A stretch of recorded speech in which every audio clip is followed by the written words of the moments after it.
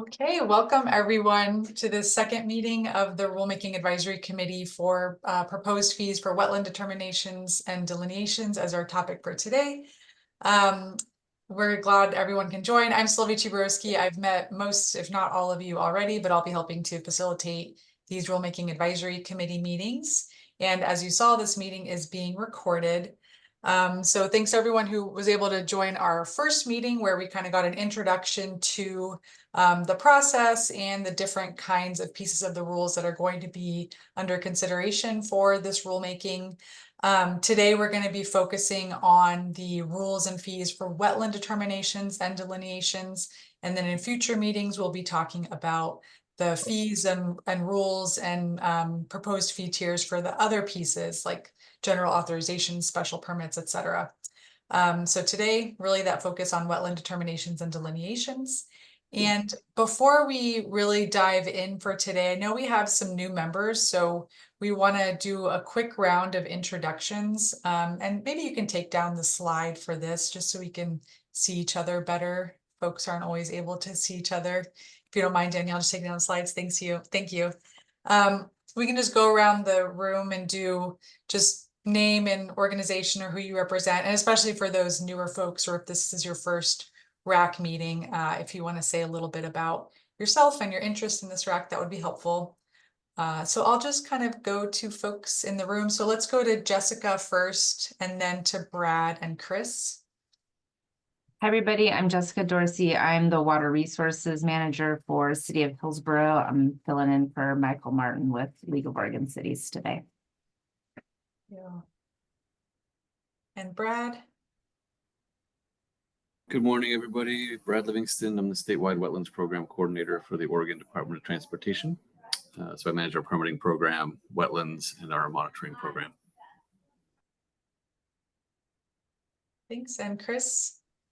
Yeah, good morning, everyone. I'm Chris Gannon. I'm the director of the Crooked River Watershed Council. We're headquartered in Prineville. We're a nonprofit conservation, very, very small organization that works on restoration projects on private lands mostly. Thank you. Thanks, Chris. And John, and then Katie. John Van Staveren with Pacific Habitat Services, Senior Professional Wetland Scientist.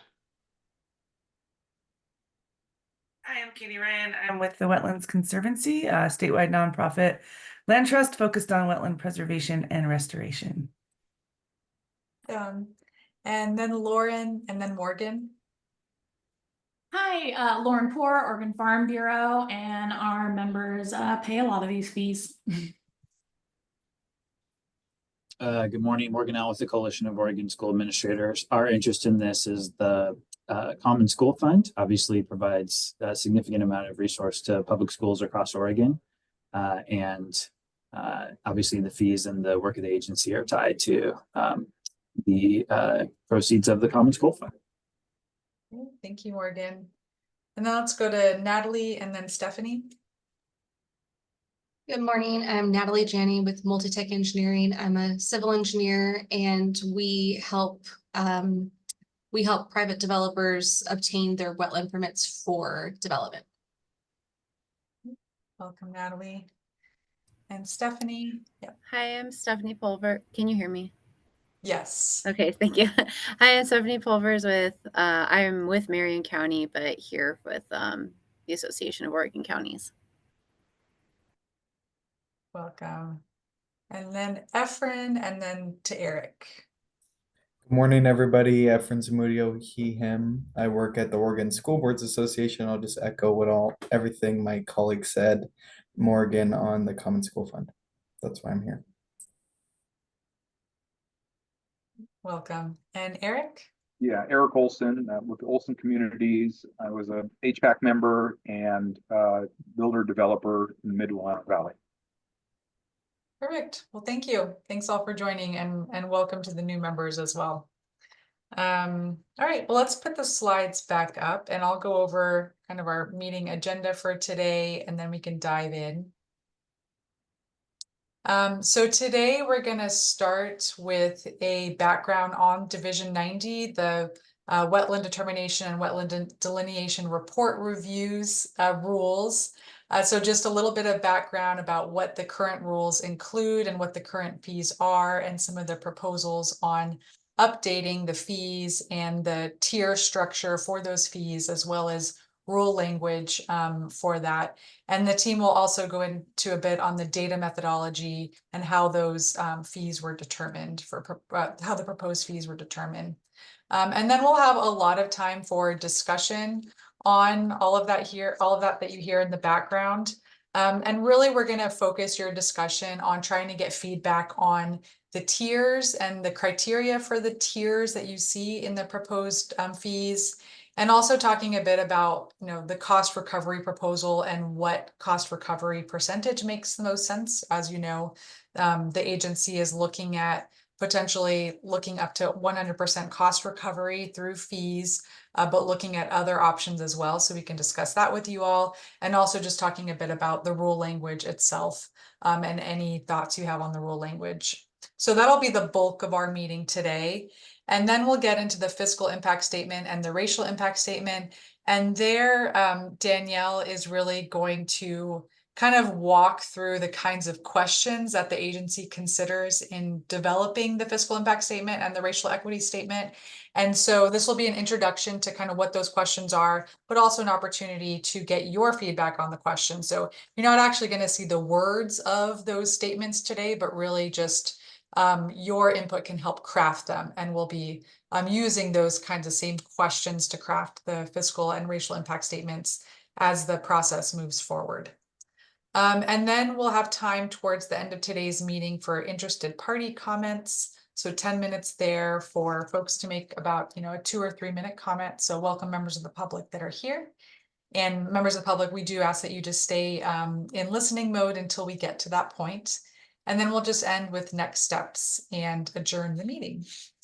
And I also just wanted to point out that in advance of today's meeting, you got a couple of emails, one that had the meeting packet for today, and then another that had the wrap up from the RAC 1 meeting. So the RAC 1 follow-up email had the meeting recording as well as the RAC 1 meeting summary and slides. So if you didn't attend RAC 1 or just need a refresher, we encourage you to kind of look back at those materials to get up to speed. So there's some really good background information to help you know what you need to know for future meetings. And then for today's meeting, really the critical pieces in the packet are the proposed rule language and fees for Division 90. So we'll be using that a lot. And then kind of the worksheets with the questions for the fiscal impact statement and the racial equity statement. Let's see. And Danielle put the link in the chat for those materials if you want to access them. Thank you, Danielle. And let's go to the next slide.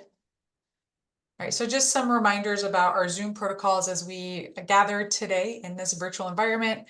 Just remember to keep yourself muted while you're not speaking. And we encourage the use of video, especially when you are kind of making your comments, to encourage that face-to-face interaction and pretend like we're all in a room together. When we get to discussions, you can raise your hand to get in the queue to speak by pressing the raise hand button at the bottom. If you click on reactions at the bottom of the Zoom screen, it's right there. Or if you're by phone only, just press *9. And I said before, we have a time at the end of the meeting for interested parties to speak and make a comment. So we'll look to you at that point. And throughout the meeting and our discussions, I'll try to seek a balance of speaking time between folks and try to make sure we're hearing from everyone. And always encourage you all to kind of think about one another's perspectives when you're making your comments, and think about how we can craft a set of rules and fees that really meet a lot of different interests. You'll be keeping that in mind. All right, next slide.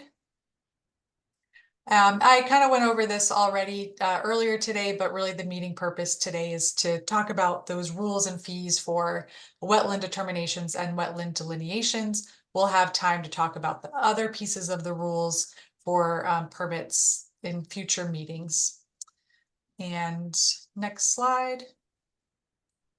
All right, here is where we get into the background. And I also did not go to DSL staff to introduce yourselves when I did introductions. So maybe as we start here, I'll just quickly if Dana, Danielle, and Pete want to do a quick intro. Hi, everybody. This is Dana Hicks. I'm the Planning and Policy Manager at DSL. Hi, this is Danielle Boudreau. I'm the Rulemaking Coordinator with DSL. And hi, everyone. My name is Pete Ryan. I'm the Aquatic Resource Specialist for DSL. I oversee wetland delineation reports and jurisdictional determinations. And I'm about to talk to you in a minute. Perfect.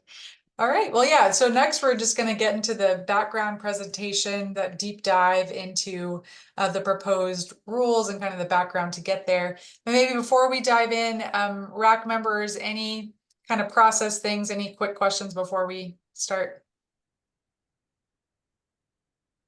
Okay, then I'll turn it over to you, Pete. And maybe also, it is a lot of slides. So do you want to take kind of clarifying questions as we go, or would you rather go through the whole presentation, then circle back? Well, I guess whichever works best for everyone. I guess it seems like it'd be simpler to well, let's play it by ear, but if there are questions, I'll stop and answer them just to clarify. Yeah, maybe if there's burning questions that it's like, I can't really Yeah, understand the rest of this without the answer to this one, then we do that. Okay, all right, go ahead, Pete. Okay, Danielle, next slide. Okay, so we're going to start with some definitions from our Oregon Administrative Rules for wetland delineations. That's Division 90, as you see at the top of the page here. And these are kind of specific to determinations. And the first one is the definition of a determination. It means a decision that a site may, does, is unlikely to, or does not contain waters of the state. A determination does not include the exact location or boundaries of waters of the state. The second definition that's important is an on-site determination. And that means a determination by the department or any other person that includes a site visit to collect relevant data. An on-site determination by the department may be either a preliminary jurisdictional determination or a jurisdictional determination. Preliminary meaning just that it's not an official JD. It's preliminary meaning it's not enough to do permitting with. Next slide. Okay. The process for wetland deterrent services receive a request from the public, and then support services creates a file number and logs it into our land administration system database. We call it LAS. The wetland ecologist is then notified, and staff, the other point is staff can also submit these requests to the WEs if it involves an enforcement case, because the WEs are the specialists for those types of situations in the department. The second step is the WEs research the site in the database and see if there are any related files. The third step, the WE reviews the site on Google Earth and including a review of historic aerials. Next slide, please. The fourth step, the WEs create a project in ArcGIS. We have our own GIS system here at the department, and then they review all the supporting GIS layers, which include soils, National Hydrography Dataset, which is stream mapping, national and state wetland inventories, NWIs and SWIs, LIDAR, any files that were found during the database search, we review those. We review FEMA flood maps and any other layers as needed. And then the WEs create a map. For each layer they used to support their determination, they create a map for that layer. And then all those maps are saved in the database. And the fifth step, the WEs use the findings to complete the offsite wetland determination report. Next slide, please.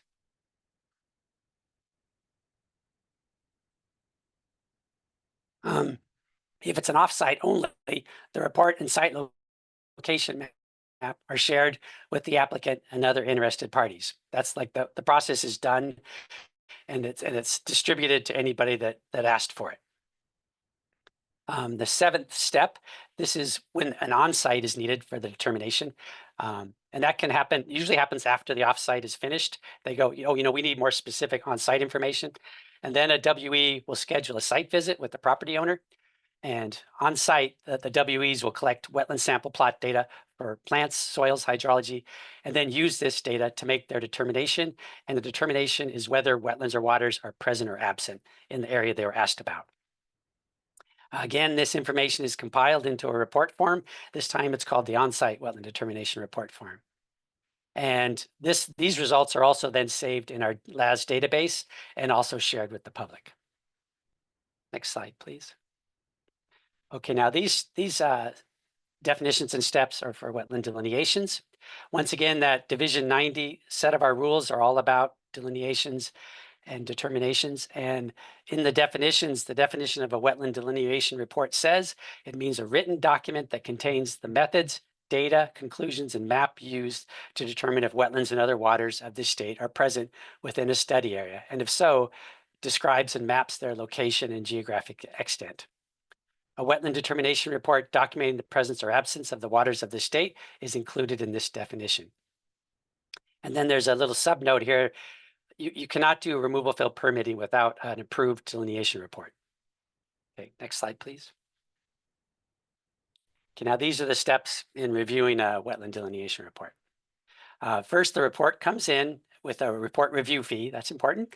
And it's received by our support services staff, and they log it in, give it a LAS data or a number in our LAS database, and then they notify the WE that a new report has been received.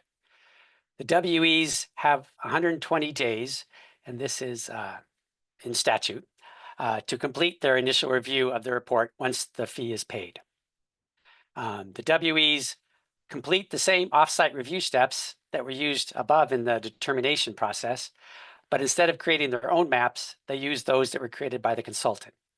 The WEs review all the report's information, including its narrative and any supporting files, including maps, aerials, or data forms. Next slide, please. If the WE has questions after they complete their review, they reach out to the consultant that prepared the report and request additional information or schedule a site visit. And the fifth step, once the WEs are satisfied with the report's findings, they create an agency decision packet to document the report's approval. The draft packet decision is then shared with the aquatic resource specialist, that's me, for final approval. Once approved, the agency's decision is shared with the applicant and any other interested party, and the approved agency decision is valid for a period of 5 years. Next slide, please. Okay, so here this is kind of a slide that tells us what these things cost right now. So determinations off and on site have no charge right now. There's no cost to the public. There is a cost to the agency. And then for the wetland delineation report reviews, the initial review fee this year in 2024 is $559. It raises every year with the consumer price index.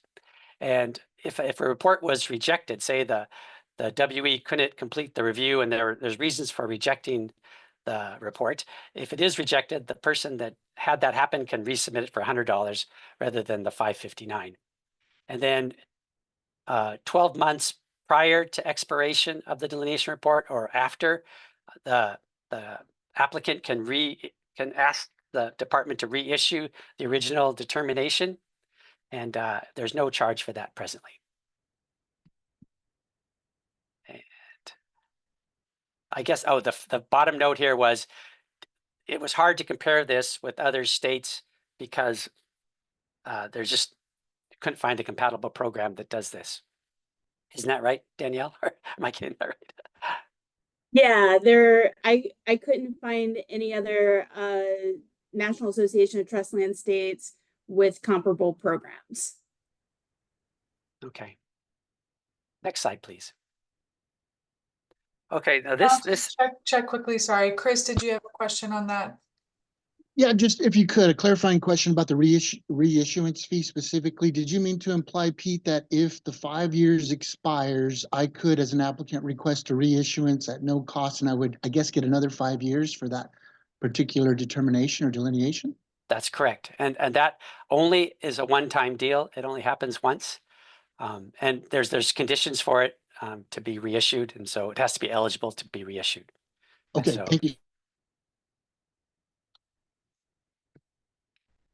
Okay, so these are the numbers of the analysis that DSL did to kind of determine averages for this process we're going through now. So we looked from 2019 to these fiscal years, I believe, 2019 to 2023, And you can see by the table that the average for determinations were 303. Of those 303 determinations, 18 were on sites. And the final column, wetland delineation reports, we had 343 of those average over that period of time. And we should point out that there probably would be additional on-sites because the on-site visit is really important and it's really helpful.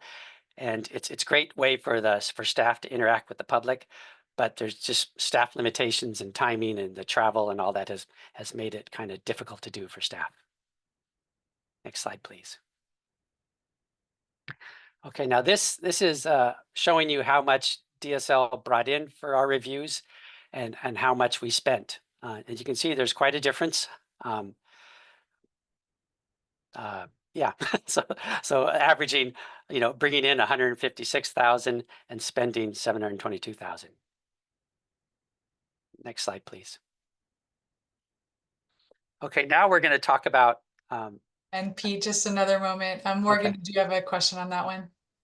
Yeah, thanks, Sylvia, and thanks for pausing. I just wanted to get a clarification. I think this was all discussed at the initial meeting, but when the expenditures exceed the revenues on all of these permitting processes and work, my understanding is that money is essentially backfilled by the Common School Fund. So is that correct that that gap between the 722 and the 156 would be filled by Common School Fund dollars? Dana, do you want to talk to that? Sure, yes, you are correct, Morgan. That is the case. I would just say we do balance across the removal fill program. So this is one piece of the program, but yes, any gap in the difference between revenues and expenditures is going to the Common School Fund.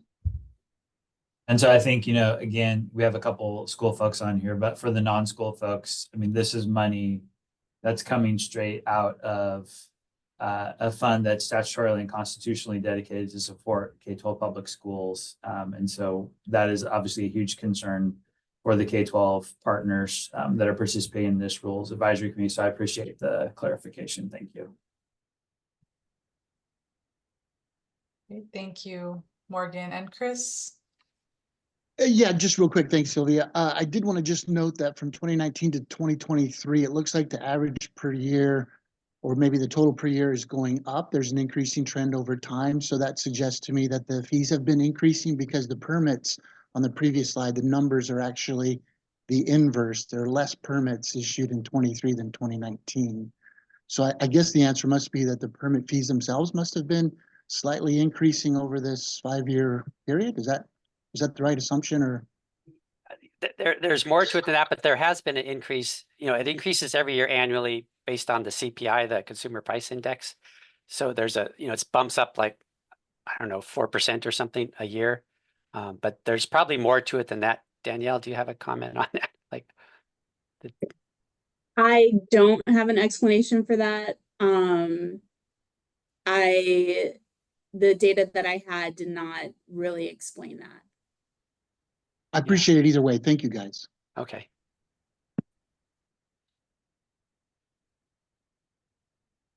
All right, keep it going, Pete. Thanks.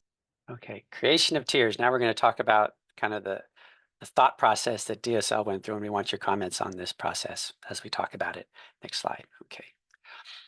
For tier 1, so the category, this is for delineation reports, report reviews with 0.2 or less wetland acres, so smaller wetland areas.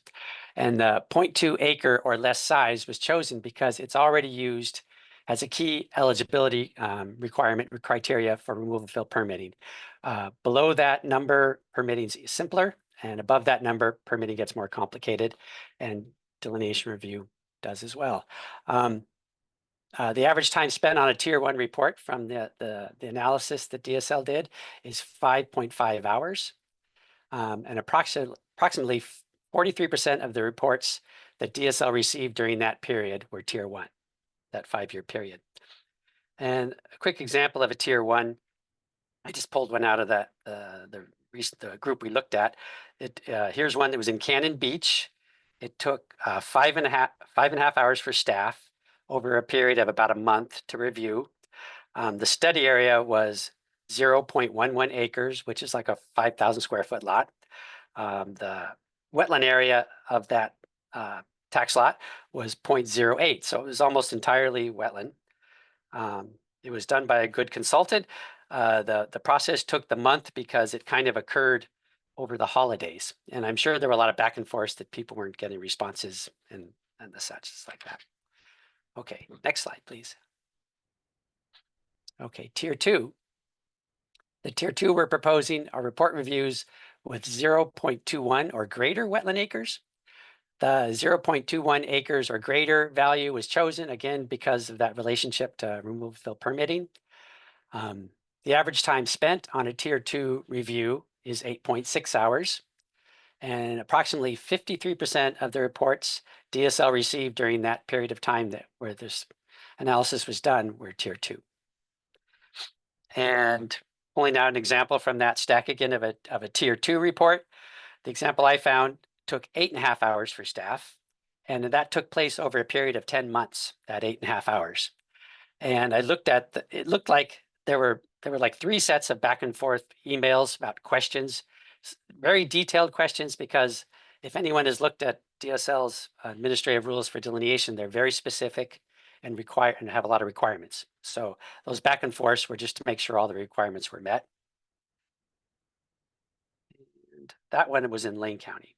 Okay, next slide, please. Okay, tier 3. Tier 3 is the big one, the costly one. Delineation report reviews with 0.21 or greater wetland acres, and the study area is in a west side county, and we have 19 of those that were identified. And the study area is greater than 100 acres, or the study area is in an east side county, and there are 17 of those identified, and the study area is greater than 200 acres. The study area question was designed to capture those large projects that consume lots of staff time to review. Projects in this tier are typically for power or utility lines, solar arrays or wind farms, and the distinction between west and east side counties was made because typically the west side has wetter conditions and therefore more wetlands and waterways and boundaries to review and approve, and more data forms to read. Next slide, please. The average time spent on a tier 3 report from our analysis was 23.3 hours, and approximately 4% of the reports DSL received during that period of time met that criteria for a tier 3. And I looked at 2 examples of tier 3 reports in our records. A west side one took staff 26 hours to review over 7 months. The study area for that west side report was 186 acres. The wetland area for that report was 141 acres. And once again, the time period and the back and forth and the number of data forms all lead to the longer period of time for review. And an example of an east side, this was in Sherman County. It took staff 35 hours to review over 7 months. And the study area for that report was 2,200 acres. And the wetland size in that report was 3 acres. So that's an example of why the east side, although the sizes can be dramatic, the amount of boundaries that need to be reviewed is less. And next, I guess now we're on to data methodology. I think Danielle is going to step in here. Is that correct? Yes, but I want to allow if there's any questions right now. Again, we're going to get more into the tiers later when we go in our discussion, but I wanted to let anybody ask questions before we move on. And also, as you're doing that, Danielle, I just saw somebody with the phone number entered the room. Do you mind just saying hello so we know who you are?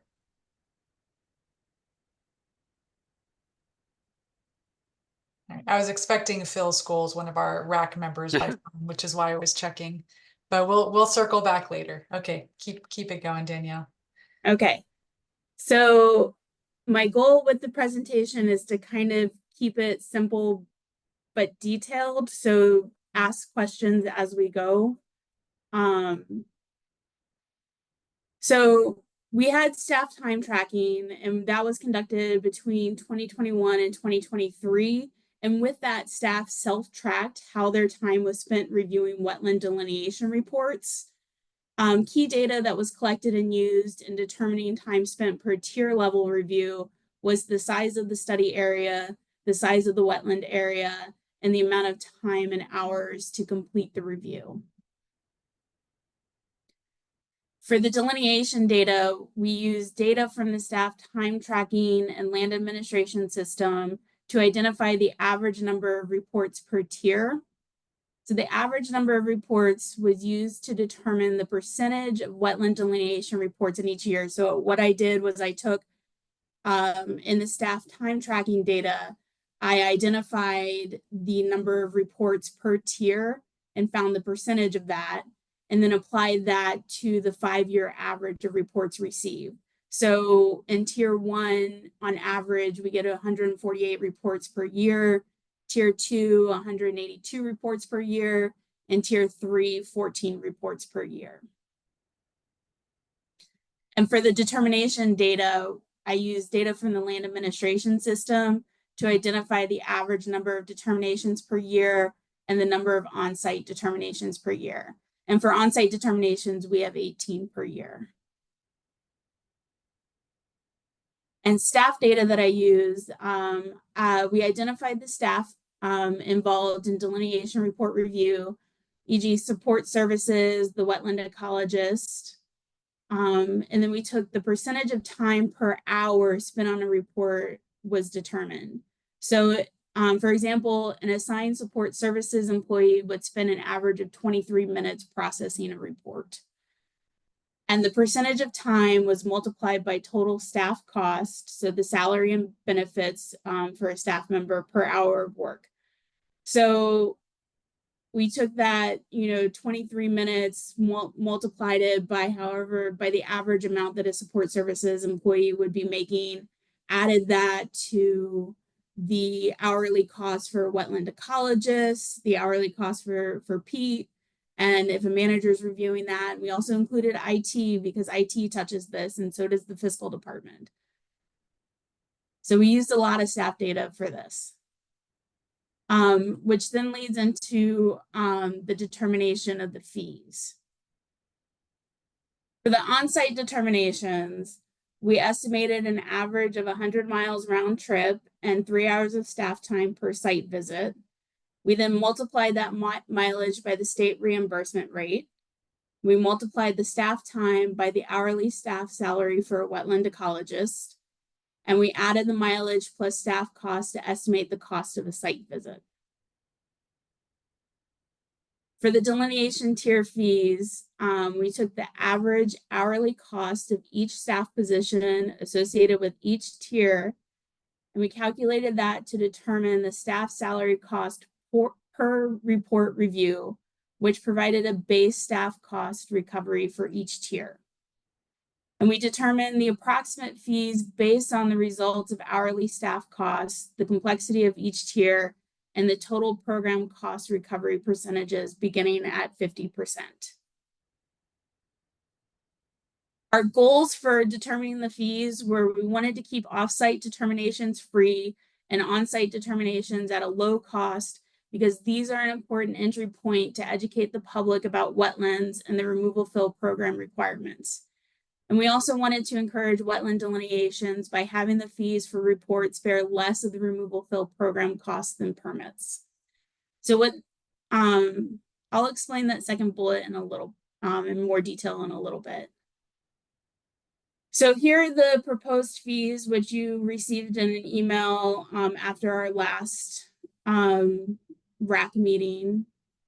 As you can see, we have a 50%, 70%, 85%, and 100% cost recovery models, and what that fee looks like per tier. And just an explanation is each tier increases by the same amount of money. So as you can see, tier 1 increases by $250 to tier 2, which then increases by $250 for, not tier 2, sorry, for the 70%, and then $250 for the 85 and $250 for the 100%. So it's in each cost recovery model, it increases the same amount of money. Okay.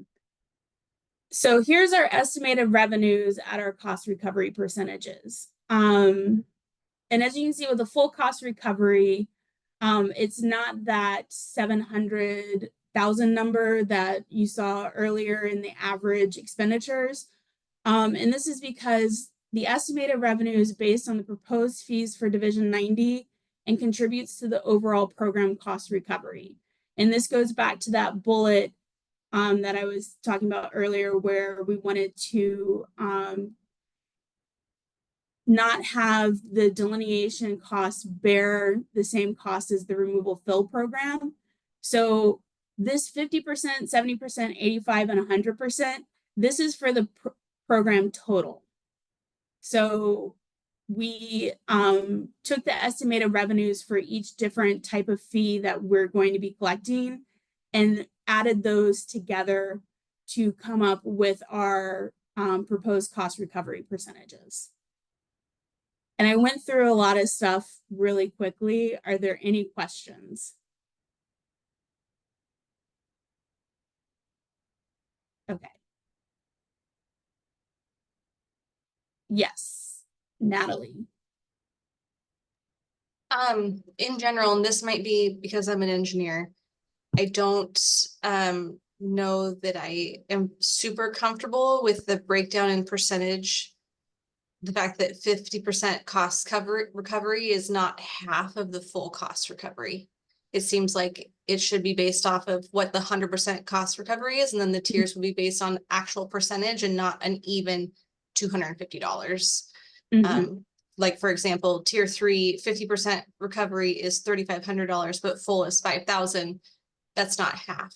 So that just doesn't seem super logical to me. So it's the total estimated revenues plus the estimated revenues of the other permits that are then 50% of our expenditures. So we looked at total revenues and not just the revenues for the wetland expenditures. Does that make sense? No. Okay. So we have a spreadsheet with all of our revenues and expenditures for the whole program. And we looked at the cost recovery percentage for the total program. So the total program includes the wetland determination and delineations, as well as general authorizations and the removal fill permits. And so we added all of those together, those estimated revenues, along with the expenditures, and then looked at the cost recovery percentage of the total program. So that's why the 50% wouldn't necessarily be exactly 50% of the average expenditures for this, because it's part of the whole program.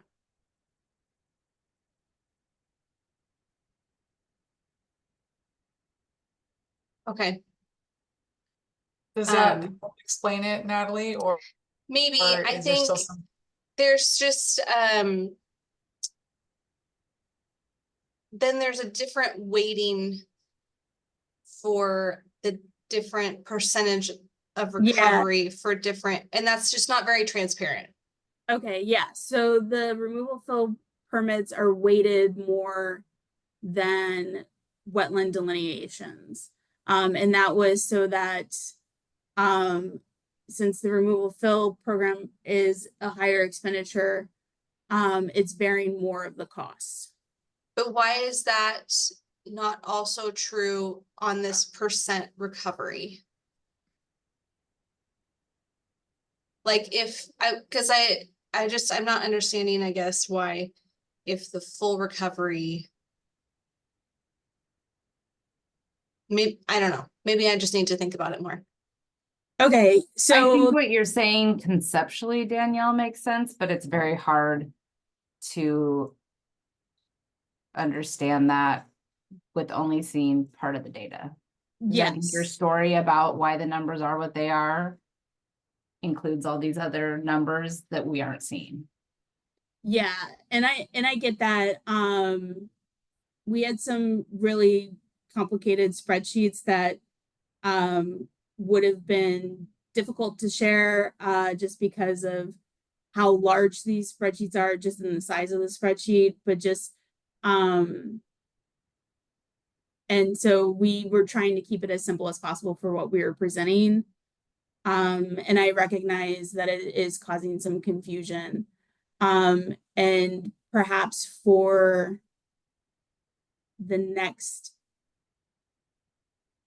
perhaps before, I don't know if I can have it done for the next meeting, which is the 28th, but perhaps for the meeting in September, we can have something that is a little more comprehensive.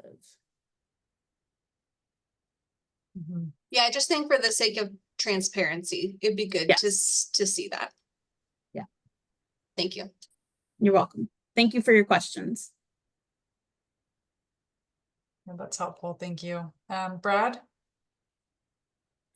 Yeah, apologies if I missed this. What can we see the price of the existing fees relative to what's proposed?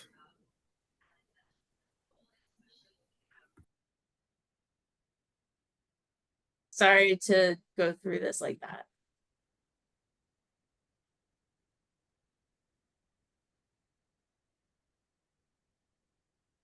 Thank you. You're welcome.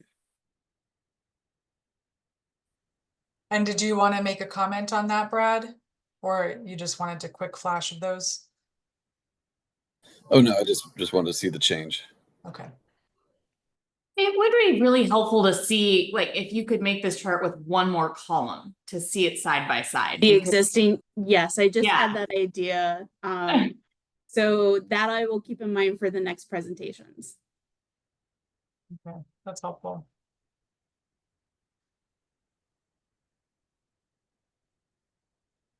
Okay.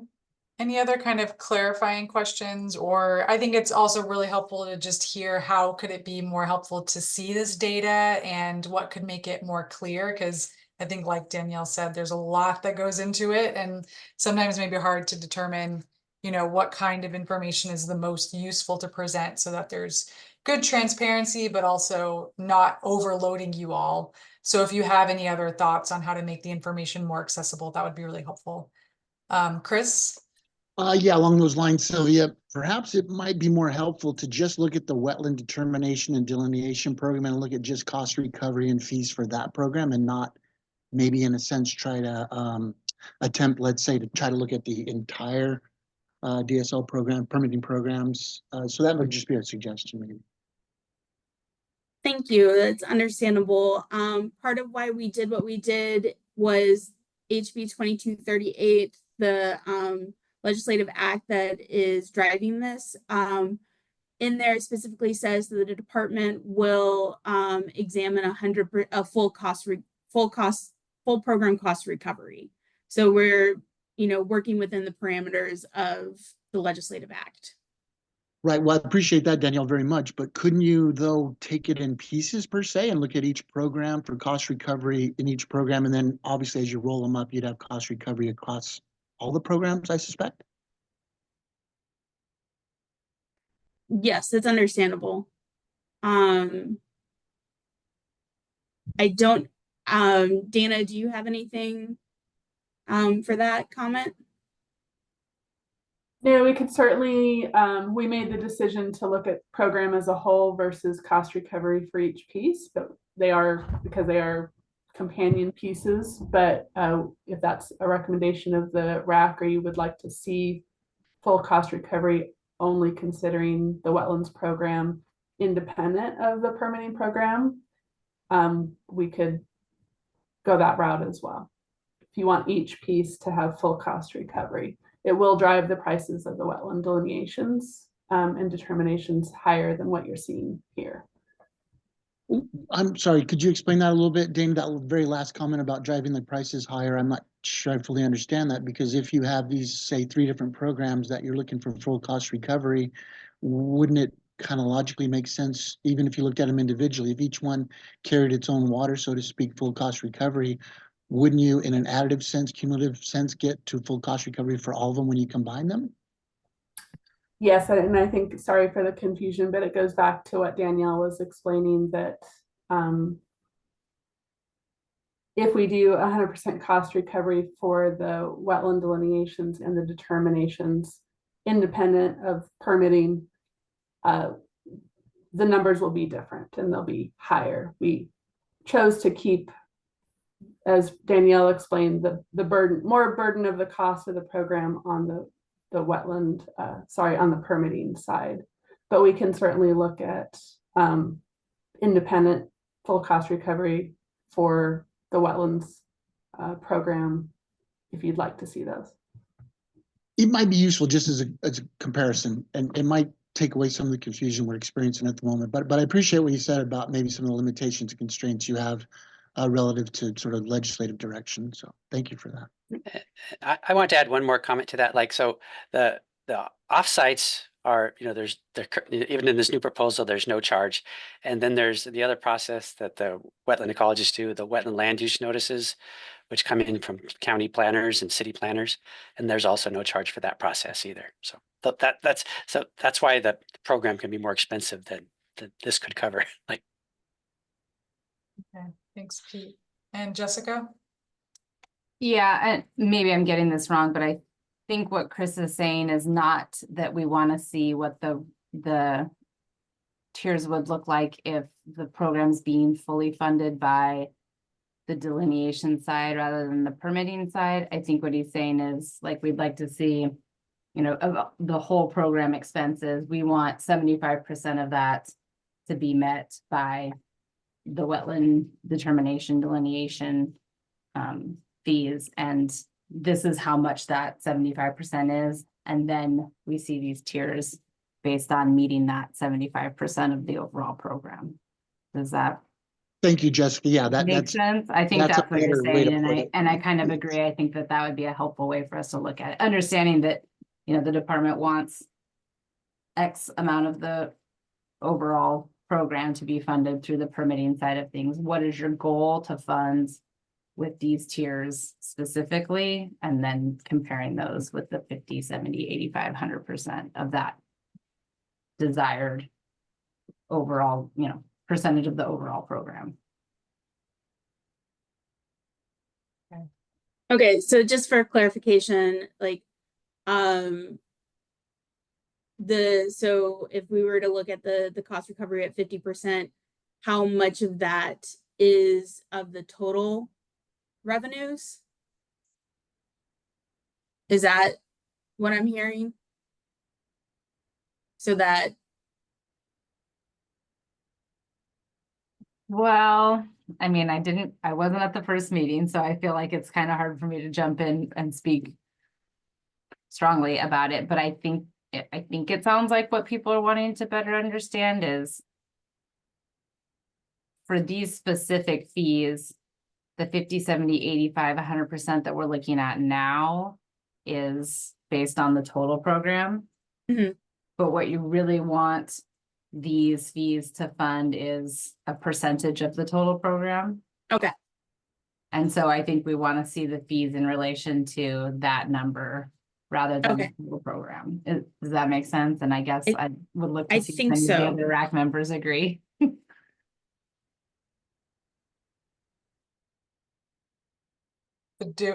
So it sounds like the intent is to better understand, for these specific fees, what percentage of the total program are they funding?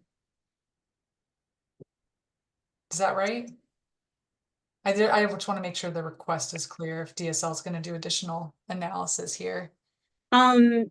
Yes, but I don't think we'll be able to have that for the next meeting. And the reason I'm saying this is I'm out of office all next week, so I won't be able to work on preparing this. I'll see if I have time this week, but it may be that we look at it during that first meeting for the removal fill permits.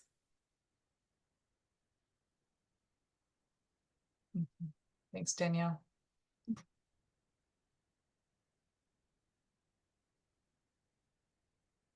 All right. Great. Well, I think Danielle and Pete, were there additional slides to present here? Did we make it to Not for the data. The next slide is to explain about the proposed rule language and then move into that discussion. All right. So any other kind of clarifying questions before we get into the proposed rule language? Okay, let's dive in then. Okay.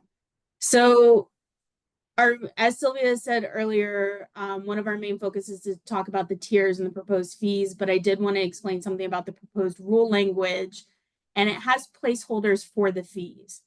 And the purpose of this is twofold. Is one, we're asking the RAC for a recommendation for which cost recovery proposal to use as the initial fees. So that would be the fee that is effective July 1st, 2025. And then we're proposing an annual fee increase of 5% in order to keep up with economic growth. The average annual CPI rate for the past 5 years has been 4.26%. And the reason I bring up CPIs, Pete mentioned it, is that currently by statute, the fees increase based on the CPI percentage increase every year.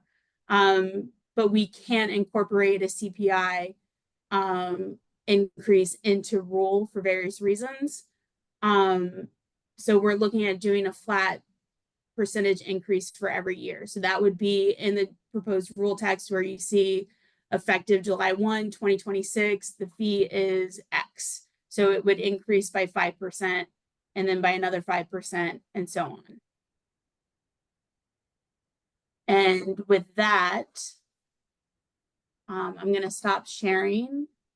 Are there any questions about that? I just wanted to explain that beforehand. Okay. So I'm going to share the tiers. So bear with me while I switch between screens.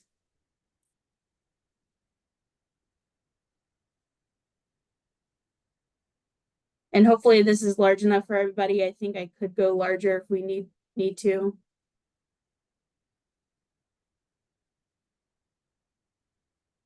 I think that looks good on my end.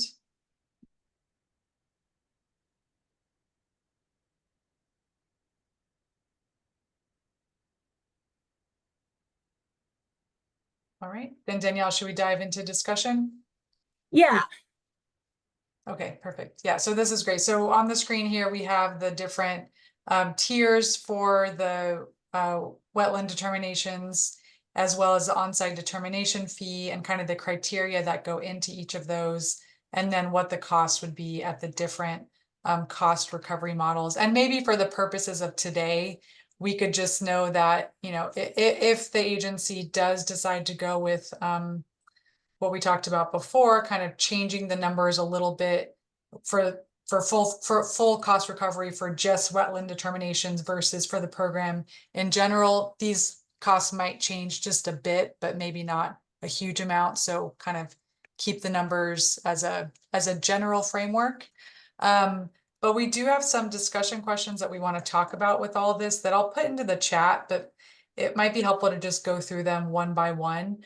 So first, we just want to get your input on the proposed tiers and the criteria for the tiers. So we have the 3 tiers for the wetland delineations, and Pete described kind of the why behind the criteria and how they kind of correspond to the permitting side and what already exists. So we could first kind of get your input on those tiers. Do those make sense? Are there other criteria that you think would make sense to kind of change the tiers a bit?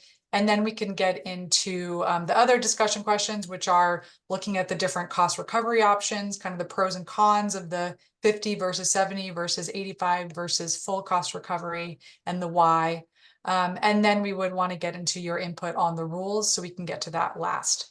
But first, I'll just open it up to any input you have on the tiers here and the criteria for the tiers and any modifications you would suggest. And most importantly, the why behind it, so that we all get a sense of why those things are critical. Just pause there and see if folks have thoughts.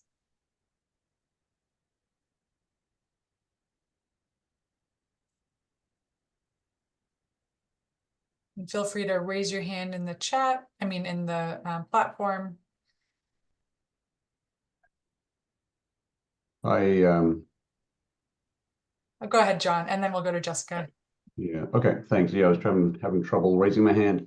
I had a quick question about the process. So, DSL assesses a fee at the beginning of the review period. If there is a change in the wetland acreage, let's say from, you find more wetland out there or even less wetland out there, will you reassess that fee once the delineation is approved?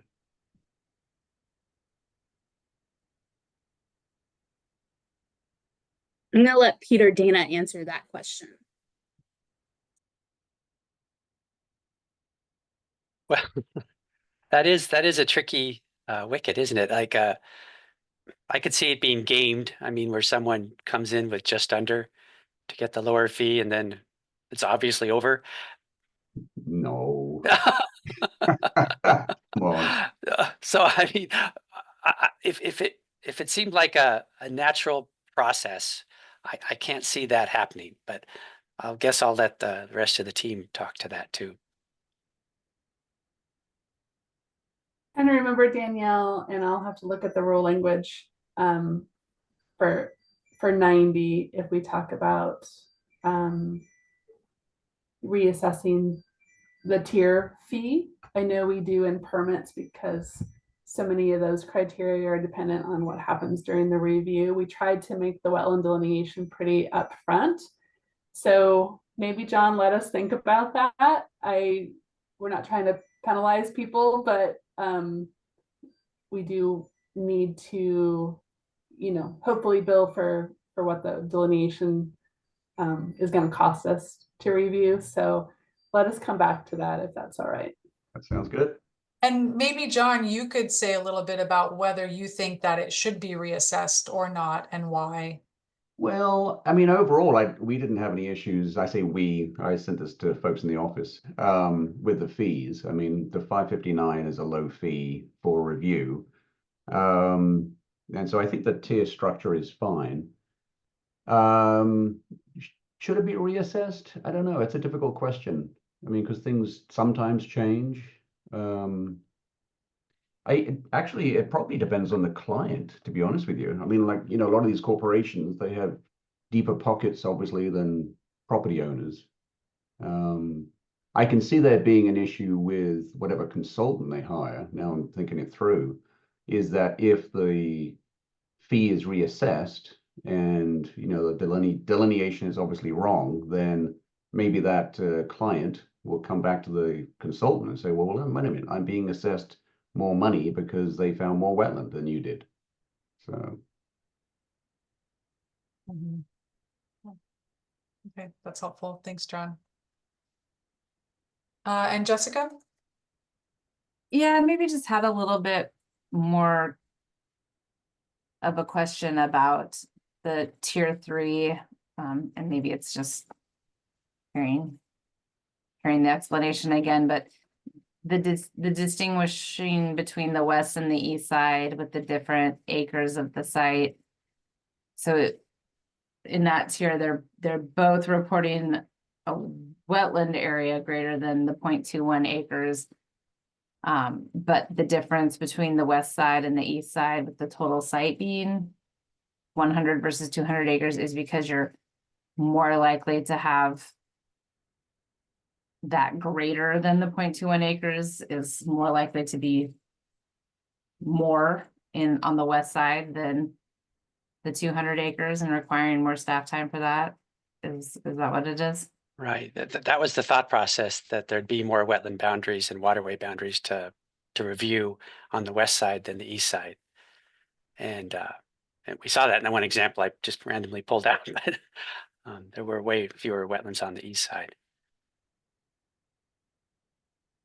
And that overall size, that was just like, we were just looking for something to capture those projects. It just consumes staff time. Like these projects come in and, they can be anywhere from 500 to 2,000 pages.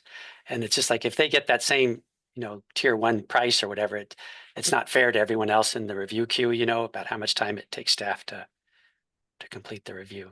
So then is tier 2 essentially saying a delineation report review with 0.21 or greater wetland acres?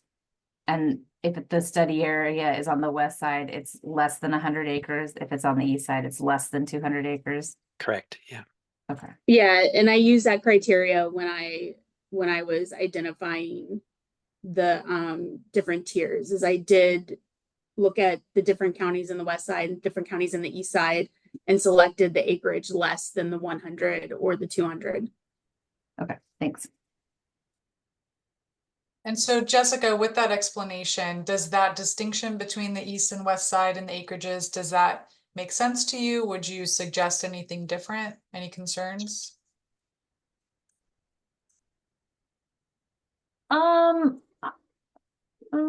I don't know that I necessarily have any concerns with that. I guess I'd have to stew on it for a minute, but I think in general, the criteria for the tiering makes sense. Okay, great. Right, and Chris? Yes, thank you. I like the tiering very much. I guess I have a couple of questions. Between tier 1 and tier 2, if your wetland acres really just move a little bit, you all of a sudden have a double, at 50% anyway, your fees double, right? So I guess what I'm asking about is, what is the real difference between staff time to do a 0.2 or less versus a 0.2 or greater, if the numbers are really close? So you have maybe one that's 0.19, so you'd be at 600, but you have another applicant who comes in and their wetland acres are 0.25, let's say, so they're in the next tier up. I just don't know that there's a great difference in staff time between assessing those two applications, if that's the only real difference. And then maybe a second comment would be around the offsite determinations. Pete would have to remind me, because he went through the data earlier, I believe, but if there are enough of those issued every year across the state, maybe those should have a very modest charge attached. I might suggest something around $100 as a minimal fee for even an offsite determination, because those do take, I believe, some staff time, correct? Yeah. The reason we kept them at no charge, and along with wetland land use notice, because the wetland land use notices we get from planners are essentially offsite requests. So they're the exact same process. But the reason we keep it that way is they were originally created because the staff noticed that there were violations happening of the removal fill law around the state. And it wasn't because people were trying to, it's just because they were ignorant of the state law. And this was just a way to to allow people easy access to those determinations that would help them stay, clear of enforcement cases. Oh, no, good point. That's a great point, and I can support that, Pete. But help me understand a little bit more. Did you mean to imply that when the counties across Oregon are processing these, that they typically drive most of the off-site determinations that are needed? Was that the right interpretation on my end? Well, what the point was, that the land use notice process that we have, it's also in statute, is identical to the offsite determination process for staff. I mean, they go through the same steps. So it's official and it's done, the only people that can ask for it are planners, county or city, and they send the request to DSL for their applicants that come in with permit requests for those parties, and we review the information. And the idea is just to keep everybody abreast of the removal fill law. Across the state, those other determinations come in for a zillion reasons. The normal offsite from the general public. It could be from a realtor that wants to sell a piece of property. It could be from a neighbor that's mad at his neighbor. There's so many possible reasons for those offsites, the ones that are just from the general public, that 300 and whatever it was. So Pete, I'm sorry, but help me just a little bit more. Would the downside be in your mind that if we put a modest, very modest, low-level fee on those, just to kind of help offset some of the issuance of all those offsite determinations, that would somehow maybe dissuade folks from going through the process perhaps, That or? that's the thought process. I mean, Okay. the lower no cost would just seem to encourage people to do it. And if we Right. stick a price on there, they're going to go, oh, I'm not going to do that. Like, you know, Right. No, I don't need to know that much. Like, right. There's some psychology here. I understand. So Yeah, and this is Chris Stevenson, wetland ecologist. Sorry, I've been trying to find my hand, but I can't find it. The offsite process is really the first foot in the door for a lot of people, and we find these to be a really good opportunity to educate people about wetlands and the values of wetlands. And we get a lot of these from potential buyers of a property, so it helps them do their due diligence. But we also get a lot of offsites for like grant applications from various state agencies as well. So having no fee to it makes it a very low barrier for people to approach us and say, is there a potential resource on the site? Whereas if we're putting a fee on it, they might be trying to like use their own judgment. It's like, do I really think there's a problem that I need to have something pointed out? I mean, it looks fine. It's just a grassy field. There's nothing here. Whereas, you know, if it's a no fee, then they're like, well, I'll just send it in and see, you know? right, right. No, again, I very much appreciate those responses. I guess it's important to point out that by not having a fee, though, for all the reasons we mentioned, all the good reasons, it does, I think, in my mind, at least represent a subsidy in the sense that I guess other people who are paying permit fees are really offsetting whatever staff time it takes at DSL to issue those offsite determinations. So I guess maybe that's the only little bit of a hang up I think I might have in this, but I understand the goals and objectives of keeping at least that particular entry as low cost as possible. Yeah, thanks, Chris. Appreciate that. Okay, great. I have a quick question. Sorry, I can't find my hand either.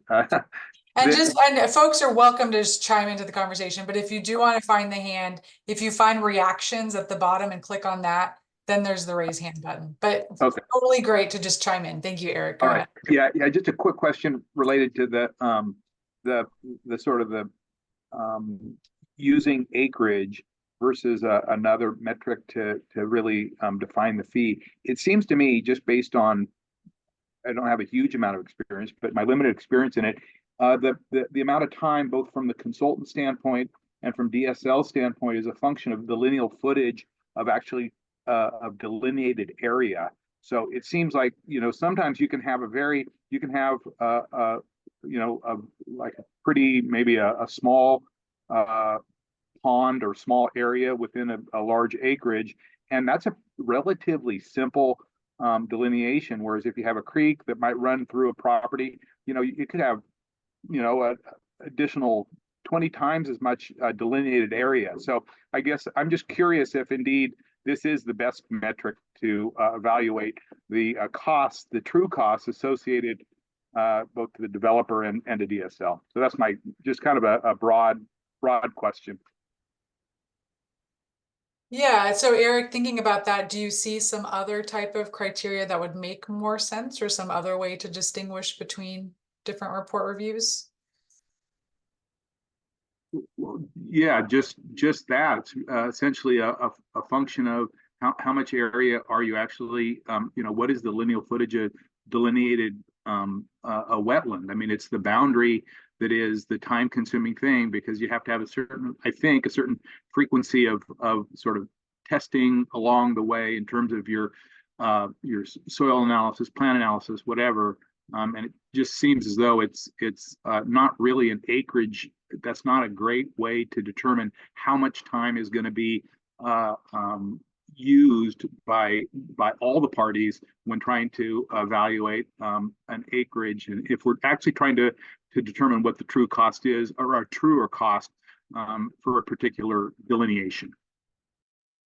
Eric, can I ask, are you asking about the tier 3 acreage, or the break in wetland acres for tier 1 and 2? Like, mine's just more of a general statement that we're using acreage versus actual the lineal footage of delineated wetland, of the boundary area of the delineated wetland. So, but I might not, I might miss some of the, you know, I might not understand it well enough, the technical side. So maybe it's not, it's maybe that's not really the direct reason or the direct cost associated with a delineation in terms of how DSL ends up, how much time they spend on a particular project. Eric, would it make, Chris Stevenson, wetland ecologist again, would it make more sense in your mind to have it by study area acreage instead of wetland acres? So, 10 acres or less, 50 acres or less, that sort of break? Of wetland acreage, is that what you're? No, of total project area. In terms of the effort to delineate the wetlands on site.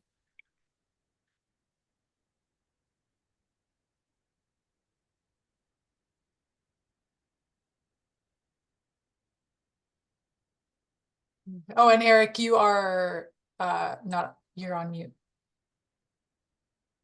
Yeah, the only sort of if you're just if you have the area of a circle, versus, and sorry, the engineer and me just trying to look at this sort of as a geometry issue, an area of a circle versus the area of a stream that might be 10 feet wide but 300 feet long. The amount of time to even though the area of the site, the area of the wetland might be similar, the time that it takes for one versus the other could be dramatically different. So that was my only point, my only question. Yeah, and just saying that just points out to me, like, we're looking at this, these tiers, and it's wetland acres. So a waterway would probably always be tier 1. I mean, based on the way this reads right now, like. Okay. That's helpful, thanks. And Chris Gannon. Geez, I apologize for taking up so much time, but you asked the question, and I think this goes to Eric's point. Perhaps maybe this table could be bifurcated and a second element or criteria could be drawn up around the proposed project's impacts. So obviously, as a conservation practitioner in Oregon, we believe our projects are very low impact. In fact, we actually would go a little further and say they're a positive benefit. So I guess I wonder if staff, maybe I have a question to staff, have staff considered another criteria that could maybe companion with the wetland acres, sort of a side by side, where you look also at not just the wetland acres in a project site, but also the proposed project in terms of its impacts, what its objectives are, its intent, what it will actually do on the ground. We avoid wetlands because we're wetland lovers. We don't, our projects don't really aren't designed to impact wetlands in a negative way in any sense. So I guess I just wonder about the type of project, if that's a criteria you guys have explored in the past. Thank you. I can answer one part of that. The most, commonly when these delineations come in, there is no permit yet. So the staff wouldn't know that information, like about impacts and such. But I believe the good the good impactors versus the people with other ideas, that is discussed, I think, when we get to the removal fill part of this. I believe, I think there was some talk about that. So okay, thank you. That's helpful. Okay, and I am just checking time here, and I want to make sure we have time for some of the other questions here too on the cost recovery model and the rules themselves. So I'll just, if are there any other kind of burning comments on the criteria themselves and the breakdown between the different tiers?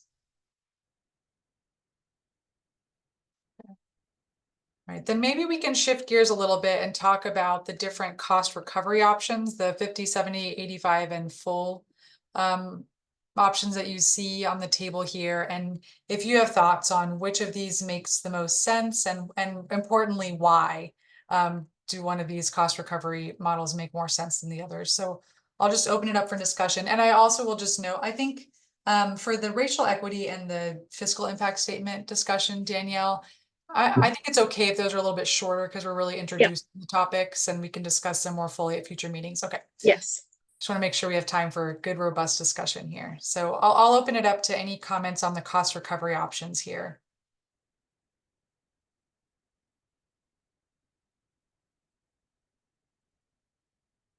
Yeah, Jessica? Well, I don't know that this really gets to that question, but it was something I was kind of curious about because I was on the Division 90 rack for the report. I don't know what you would call it, like criteria changes, the elements of the report itself, that came out last year. And I think a lot of the intent behind that was to set higher criteria or standards for what's in the reports that the department staff review so that they can more efficiently get through the review and approval process. And it looks like the data on staff time that was used for these proposals were from 2020 to 2023. And so I don't know, with those, it's only been, I guess, a year or less maybe that those new report standards have been implemented, but has staff seen that really help reduce staff time for the individual report reviews? Is there any data on that? Or is these fees kind of based on the older report? Just to touch on that real quick, those new requirements don't go into effect until next year. Until next year. No, they went in last June 1st, but the digital requirements, the digital requirements. the GIS and all that's not happening until sorry. 2025. So that we are looking forward to that step being, very helpful for staff to get the digital copies of the boundaries, the GIS layers. But that hasn't happened yet. We're still, no, it hasn't been analyzed. And the data that we used for this was before it. So before that rule came into play. So yeah, we haven't been able to see if that's done anything yet. Okay, that's helpful. Thanks, Pete. Brad? Yeah, just quick. You speak to the intent of kind of the legislation. Was the idea to try to get the full cost recovery so that we're not impacting the common school fund? The legislation says that we'd explore full cost recovery. It doesn't say that we have to have a full cost recovery, which is why we're presenting different options. If that answers your question. Yeah, so there was okay. I was just trying to get at the whole intent for everything. And if it is to just, get off the common school fund, then. Yeah, it is. I mean, ideally, we wouldn't be subsidizing this with the common school fund or taking money from the common school fund.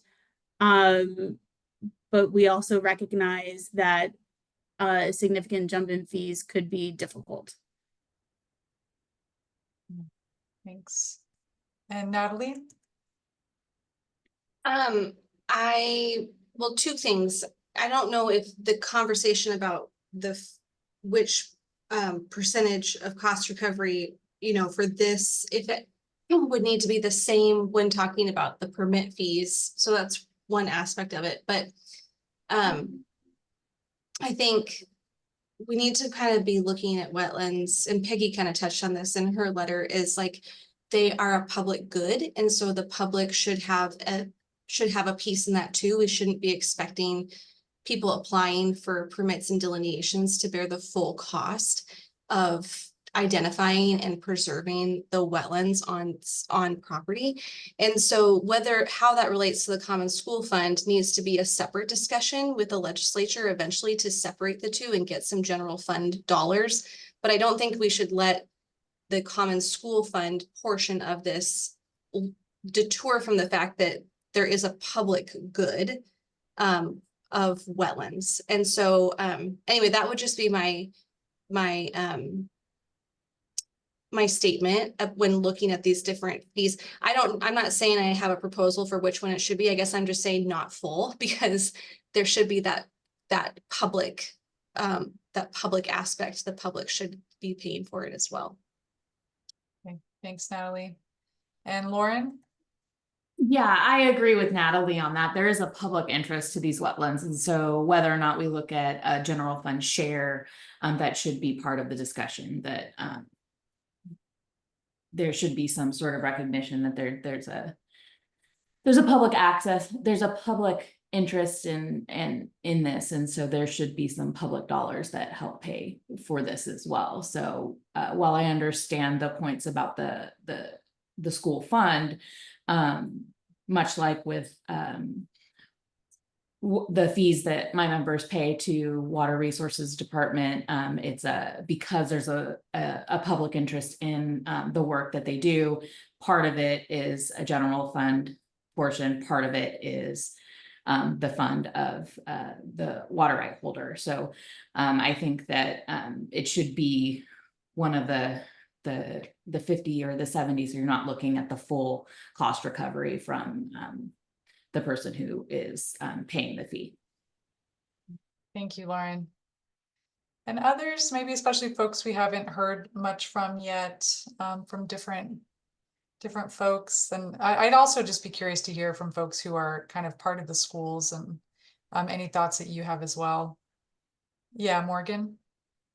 Thanks. So Morgan Allen, one of the folks here that's on half of the school community. I think a couple of thoughts. I think if the agency was able to get general fund from the legislature, they already would have. So I'm assuming that conversation has been had, and if it hasn't, that would be good to understand from the agency staff. I would, I think some sort of phase-in period from the current, which I think is somewhere between 20 and 25% of the cost is borne by the person seeking the permit or the review. Some sort of phase-in period over a couple of years seems reasonable from our perspective, but ultimately, I think we would advocate for full cost recovery from the entity or the organization or the individual asking for the work. It's very common in multiple areas. There are multiple fee-funded agencies for licensure and all kinds of things in state government where essentially the users bear the cost of the agency staff and work. And from our perspective, again, this money's coming right out of potential future allocations for public education in Oregon. And I think, we could have a policy, a philosophical discussion about what's in the public good. I think we can make the same sort of public good arguments about public schools and having a well-educated citizenry. But again, from our perspective, a multi-year phase-in so that it's not a shock to the system or fees don't double or triple or quadruple immediately does not seem unreasonable from our perspective. But ultimately, within a 3 to 5 year period, we would advocate that the folks who are seeking the services, the permits, the fees are paying the cost of those, and that's not being subsidized by the Common School Fund.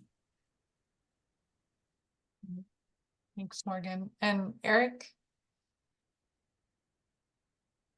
Yeah, has there been any sort of consideration given to the possibility of having an expedited service that would be a significant increase from a standard rate? I think with certainly in terms of housing, I mean, a big chunk of delays and inability to bring housing to market is a function of the time that it takes to sort of go through the process. And I would think that there are certain projects that would fully be justified to have additional fees in order to increase the rate at which we can get necessary approvals. So I just didn't know if that might be another way to look at recapturing some of those funds. Okay. All right, thanks, Eric. So maybe some kind of expedited permit fee costs that would be higher to capture some of the cost. Let's go to Lauren. Go ahead, Lauren. Yeah, no, sorry. I mean, as it relates to these fees, I mean, we have some members that pay these, and of course, the removal fill fees are gonna be probably more of something that my members really are concerned about. But as it relates to just fees in general, our members pay fees across the board to probably almost every state agency you can imagine. And every state agency is having these discussions about, okay, we got to raise our fees, we got to raise our fees. And I think in every one of those meetings, I've had someone say, you know, we got to raise the fees. It's just this percent. It's not that big a deal. But for us, it's cumulative.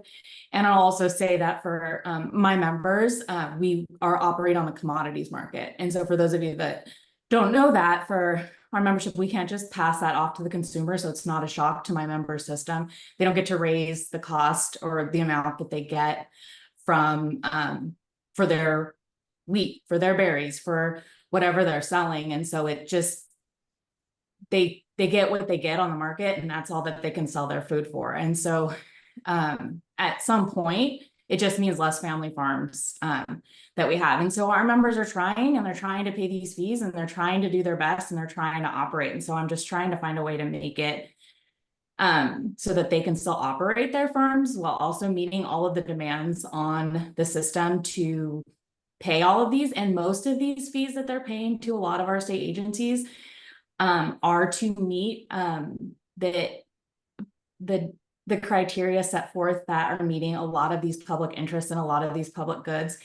And I'll say that when it comes to the natural resource agencies, I've advocated in the legislature a lot for the state agencies' budgets, and natural resource agencies, and I'm sure you've heard this from Peggy Lynch a lot too, take less than 2% of the general fund budget every biennium. And so we try really hard. And I think this is one of the situations where we could make the argument that we should be going after at least some general fund budget. And I don't know, I can't speak to whether or not we've tried, because they've relied on the common school fund to backfill this. If we've tried to ask for general fund match, if the fee payers are willing to step up and say, like we did with OWRD, we'll pay 50% if there's a general fund match, because that was the agreement that we made with OWRD years back. So I don't think we should totally rule it out and just say, we'll phase it in, it'll be a hit, it's going to be okay, because I don't think for some of these fee payers, I know for my memberships,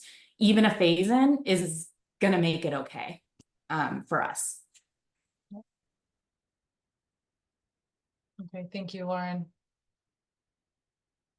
All right, that was really helpful discussion, and maybe just, I know we're trying to move into the next topic too, but I also want to make sure we get at least a little bit of input on the rules themselves. And as Danielle described before, part of the rules are that 5% annual fee increase to keep up with economic growth. And just wanted to see if folks have any input on that. I think Danielle, you described that it's about a 4.3% increase per year this year based on just the CPI, which can't happen in the rules. So this is a way to have a fee increase annually each year, but kind of not linked to that CPI. Just any thoughts on that or any concerns from the group?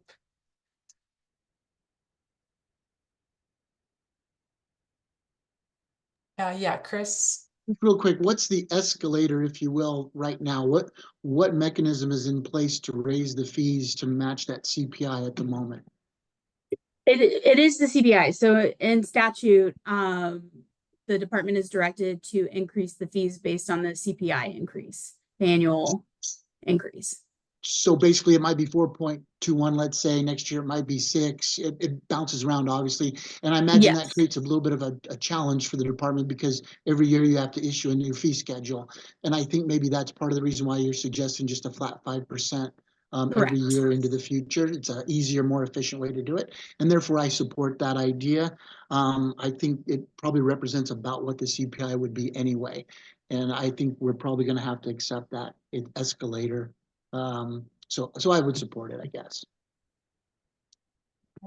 Thanks, Chris. Others, any thoughts there?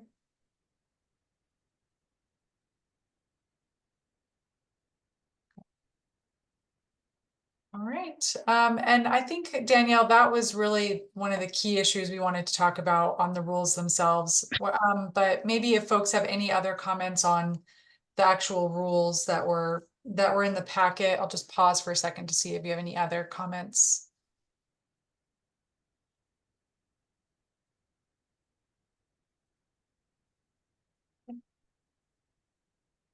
All right, then Danielle, let's move into the fiscal impact statements and the racial equity statement questions.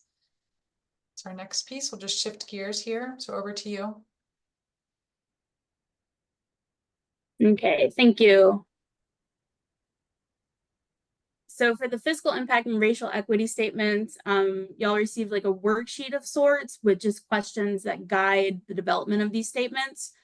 And the reason for this is that the notice of proposed rulemaking requires agencies to provide a fiscal impact statement and a racial equity statement. The intent of the fiscal impact statement is to identify the fiscal impact of the proposed rules on affected parties, including government agencies and small businesses. In the racial equity statement, the intent behind that is to identify the effect of the proposed rules to racial equity within the state of Oregon. And today's discussion, however much time we have for it, will provide input on the drafting of these two statements. And just as a side note, we'll have discussion about a housing impact statement at a future meeting. So that'll probably be tied in with the general permits and individual permits discussion.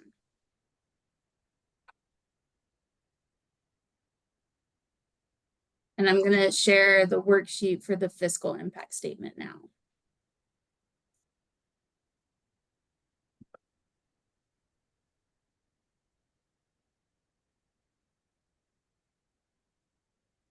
And I guess kind of where discussion would lead for this is if anybody, you know, has any questions first off about any of this.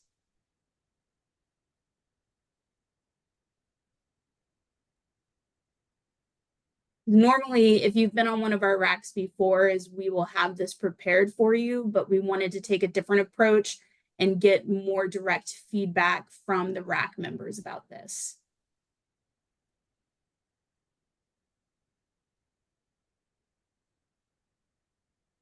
Yeah, great. Thanks, Danielle. And so these are the questions that DSL uses in drafting that statement. So maybe, you know, if people have questions about the questions, we can go over that, or if you have any initial thoughts on them. So, you know, for the fiscal impact that we're going to be looking at, are any state agencies likely to be economically affected? Are any units of local government likely to be affected?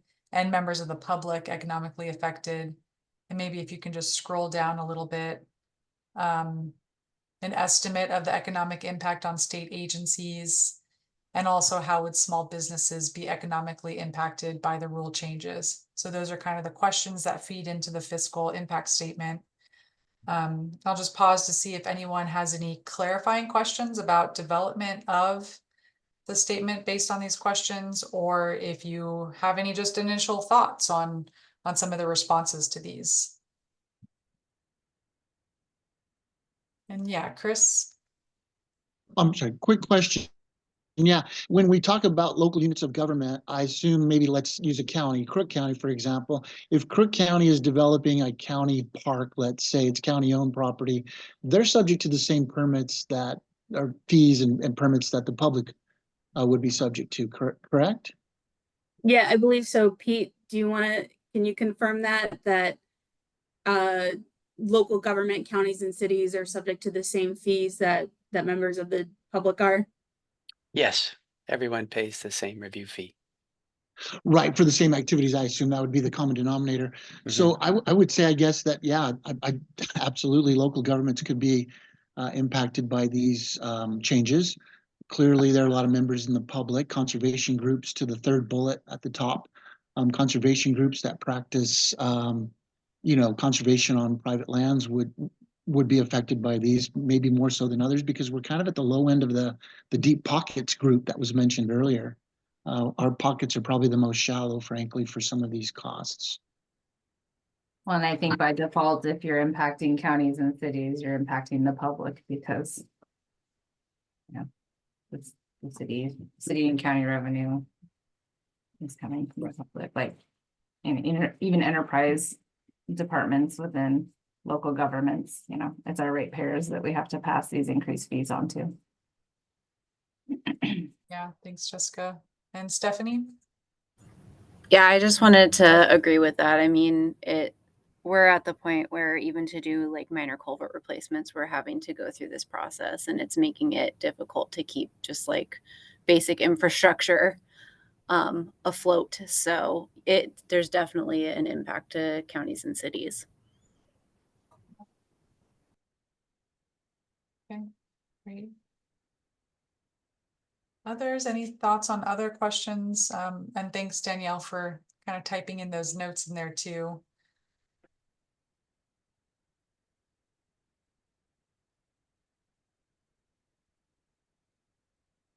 Yeah.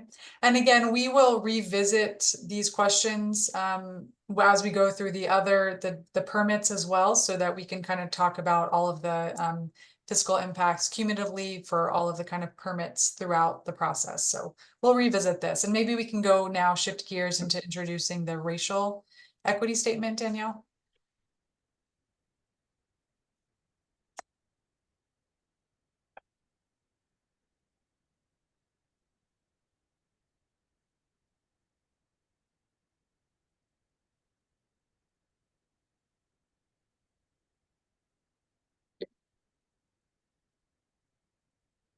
So one way to think about this is, are we providing any barriers,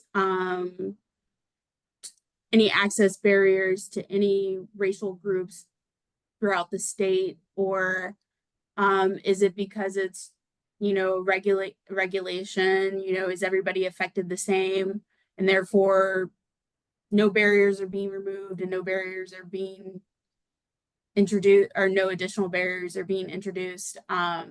It's one way to think about it.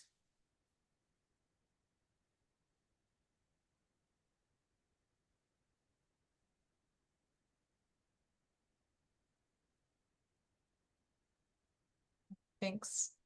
And so these are some of the questions that DSL will consider in drafting the racial equity impact statement. So who's subject to the rule, what issues are addressed, which racial groups are likely to be concerned and affected, and what are the impacts to them. Maybe what data would help determine the impacts, and what stakeholders represent racial groups likely to be affected by the rule.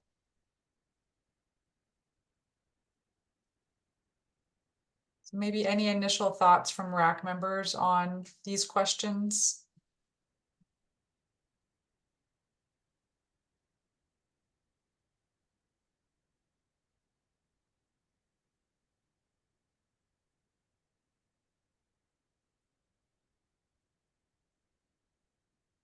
Okay.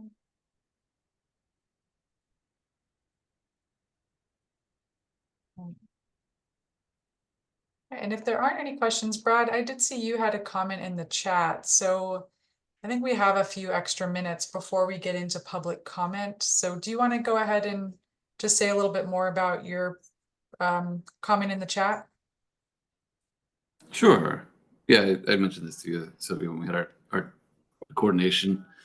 ODOT funds a liaison, and we might be special at DSL. I know there's other entities that fund Army Corps liaisons too, but we have several liaisons at all the regulatory agencies, most of the regulatory agencies. And so in this instance, I've had this comment from folks before that, if we're funding the liaison, why do we have to pay fees on top of that? So just something for DSL to consider.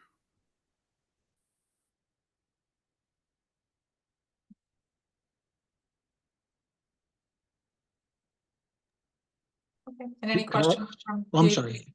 Oh, go ahead, Chris. Yeah, that's fine. I just wanted to ask Brad a clarifying question. Brad, I appreciate what you're saying, given ODOT's already funding some of this work, but my question is, do the liaison positions do the exact same work that a DSL staff person might do in terms of going through the permitting process and issuing a permit? Is that the right way to understand those roles? We fund our liaison to be engaged early in project development, to work with our specialists on wetland delineations, mitigation planning, avoidance, alternatives, permitting, post-construction monitoring, and so forth, full life cycle. So maybe my question more pointedly is, to what degree do those overlap with the roles that DSL staff provide? If there's full overlap, 100%, then I'm with you and support your proposal, because you're already in a sense paying on the front end, it sounds like. But if there's some gap or there's not a full overlap, then I guess that opens a slightly different question for me. I believe it's full. So. Okay, thank you, sir. Mm-hmm.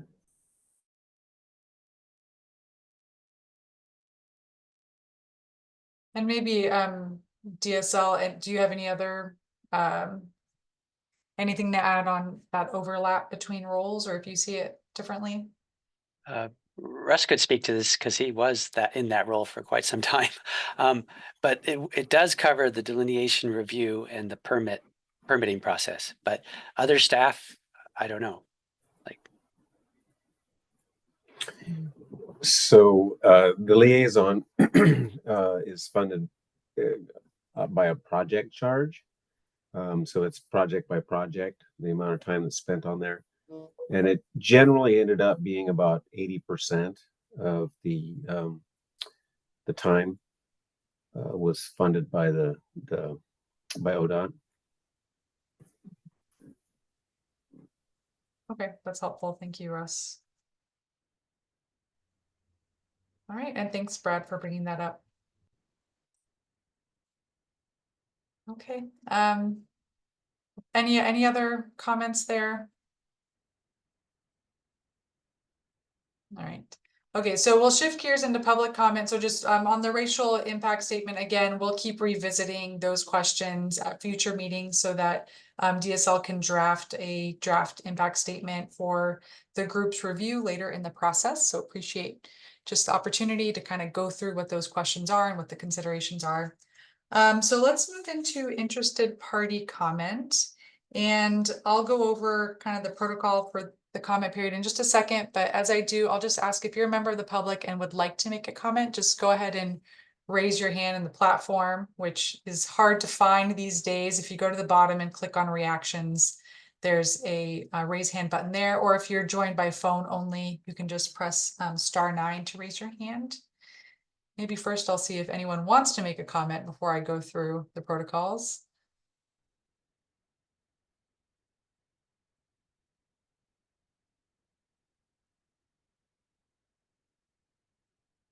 Okay, I'm actually not seeing anyone, so we'll skip public comment for today.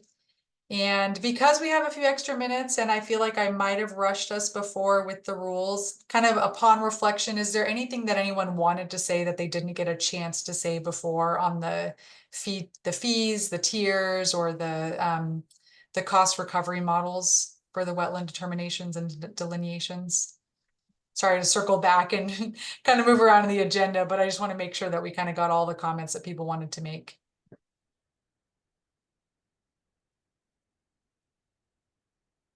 Okay. Well, thank you everyone for the great robust discussion today. I'll hand it over now to Danielle on just next steps. Okay. So for our first bullet is we currently we didn't have any revisions based on today's discussion or any we have things to think about internally. So any revisions to the draft rule language and proposed tiered fee structures and fees will be sent to the RAC members. In the next week, a meeting summary will be sent to RAC members and today's meeting recording will be posted. Prior to the next meeting, which will focus on general authorizations, an agenda will be sent to the RAC, and all our meeting materials will be posted to our rulemaking website, which is listed here, but I also provided that link in the chat earlier. If you scroll back up, it should be about the first thing you see in the chat. So that's a good page to perhaps bookmark if you need to go back to any of the meeting materials.